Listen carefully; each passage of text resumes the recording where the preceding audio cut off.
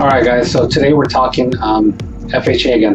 I know the last video I talked about FHA, some of the basics, but today we're talking about some other basic things about FHA. For instance, if you don't want to show tax returns because your ratios are too high due to what's called 2106 expenses, they can definitely knock you off board, right?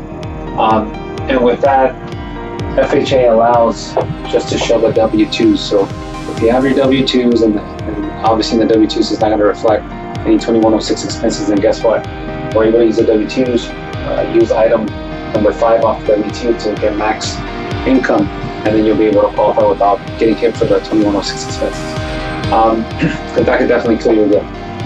Also, if you have a minimum FICO score of 620, we'll be able to go as high in the back-end ratio as 57%. So that's one of the most interesting things about FHA, that if you can, if you have a minimum FICO score, then you'll be able to possibly go up to the 57% mark, which pretty much means that it would be all your mortgage debt and all your revolving debt, whether student loans, car loans, any credit card debts, you can go up to 57%. That can make a big difference as to you getting approved or not.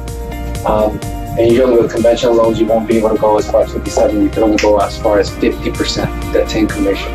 So that's very important to know. If you had a BK, a 7 or a 13, you would have to wait at least 2 years before you can actually try to apply for a FHA loan or mortgage loan. Unless you had extenuating circumstances, which pretty much means is, an example would be if you had a divorce, right? And you guys had an FHA loan and you get divorced and now the spouse keeps the house, guess what? You're going to be able to possibly apply for the FHA finance. Another important factor, all borrowers must have legal residency. That applies for the DACA students or DACA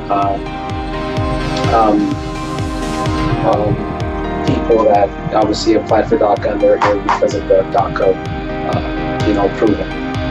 Also, you can only have one FHA loan at a time, unless you were upgrading and getting a bigger home. Then obviously you could try to apply for another FHA loan. So only in those circumstances would you be able to try to apply for that.